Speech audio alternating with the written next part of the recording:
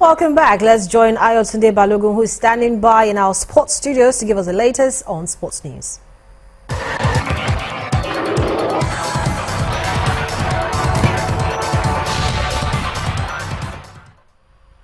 Many thanks, Harriet. And we're starting off with matches played in the Nigeria Professional Football League. That's the NPFL. Shooting Stars Football Club have beaten Heartland by 2-1 at the Lekon Salami Stadium in Ibadan. Meanwhile, the Wild smashing free kick gave 3SC the lead on 51 minutes, but Anthony Usu equalized for Heartland just 5 minutes later. Sheon Akiemi scored the winner for the home side in 71 minutes after receiving a fine pass from Najim Ulukokun. In the days of the game, Nasarawa United also beat Plateau United by 2-1. To the English Premier League, Aston Villa has been relegated to the Championship after 28 years in the top flight, following a 1-0 defeat against the Red Devils Manchester United at Old Trafford.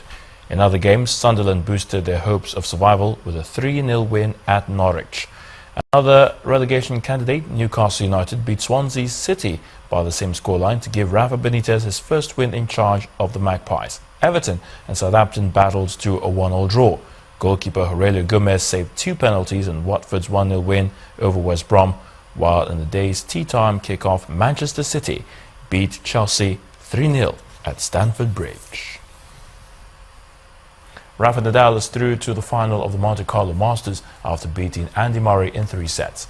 Nadal, who is seeking a 9th title, came from a set down to beat his British rival 2-6, 6-4, 6-2 to reach his 10th championship game at the Monte Carlo Country Club. Up next for Nadal is Frenchman Gaël Monfils, who beat compatriot Jo-Wilfried Tsonga in straight sets in the second semi-final. Monfils dominated the first set 6-1, and despite a brief fight back from Tsonga in the second, the 13th seed served out victory 6-3 in 70 minutes. If Monfils is to win his first ATP World Tour Masters 1000 crown, he will need to overturn a 2-11 head-to-head record against the Spaniard Nadal.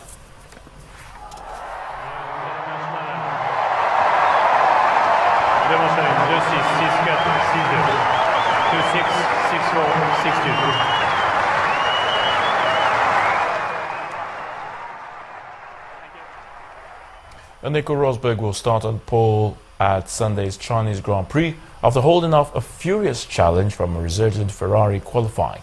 The German, who won the season's first 2 races, is joined on the front row by Daniel Ricciardo, that's the driver of Red Bull, after a late burst left Kimi Raikkonen and Sebastian Vettel on the second row.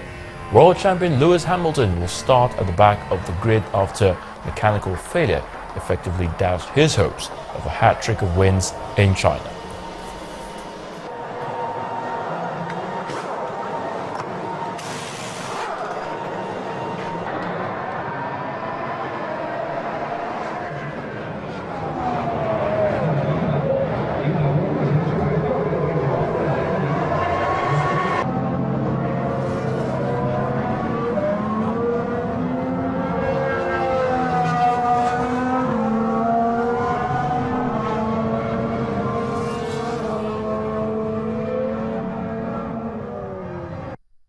The whole weekend has gone well, and the car was handling well today in qualifying, so to get the lap done and put it in pole, I'm happy about that, of course, and not ecstatic because, of course, Lewis had bad luck, and his car broke down, so the fight didn't happen, didn't take place, but anyways, no, I'm pleased.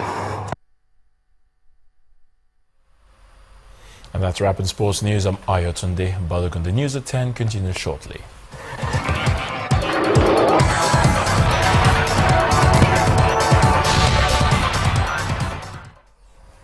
Residents of a community in Gwagwalada Area Council in Abuja are calling on the administration of the Federal Capital Territory to complete a cottage hospital project they claim has been abandoned.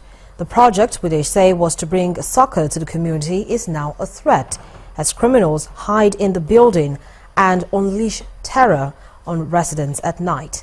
Meanwhile, the Human and Health Secretariat of the Federal Capital Territory insists the project has not been abandoned, but work stopped when they ran out of funds. Kotunko village is about 30 minutes drive on this bumpy road from Gwagwalada, a satellite town in Abuja. Channels Television located this village after an eyewitness reporter from this village sent a picture to report an abandoned cottage hospital in his community. When we visited the site, there was no work in progress. Some residents also corroborated the eyewitness report of an abandoned project. When this project started, people around this area were, looking at it with a high expectation that if the project is completed, that people of this area will benefit from it. But all of a sudden, the project is abandoned. If you go inside there, you will see some outside people living inside there. The residents are calling on the FCT administration to complete the project, as it is now constituting a security threat to them. The project seems to be abandoned by now. For the past, I think, 1 year, no contractor has come to the site. And the miscreants always take advantage of such an abandoned project to perpetrate their evil heart in the night around this place. We are just appealing to the FCT minister to come to our aid, complete this project for the benefit of all of us here, especially the whole of Gwagwalada Area Council. This is the only hospital that we see as government hospital. Meanwhile, officials of the Federal Capital Territory insist that the project is not abandoned.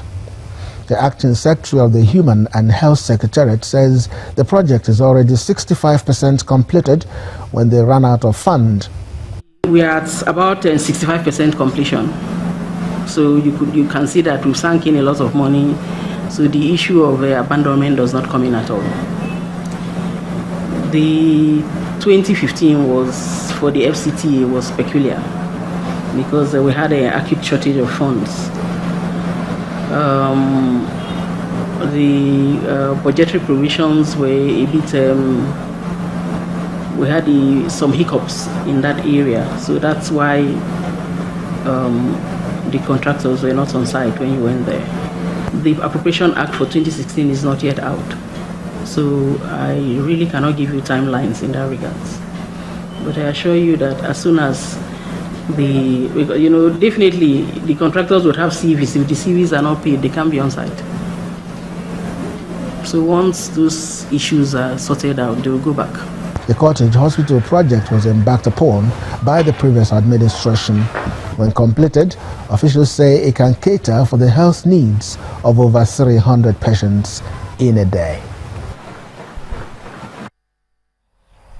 In other news, Pope Francis has taken 12 Syrian migrants back with him to the Vatican after visiting a camp on a Greek island of Lesbos. The 3 families, including 6 children, are all Muslim, whose homes were bombed during the Syrian war.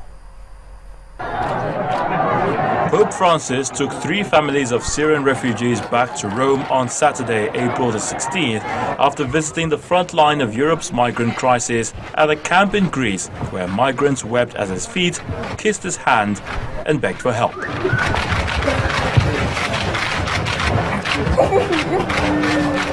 At a sprawling fence complex on the Aegean island of Lesbos, adults and children broke down in tears before the head of the Roman Catholic Church after their onward journey to Europe was cut short by an EU decision to block a migrant route used by 1 million people fleeing conflict since early 2015. While borders have now largely been shut for migrants, Pope Francis symbolically took a small group of refugees with him on his aircraft as he left the island after a 5-hour visit.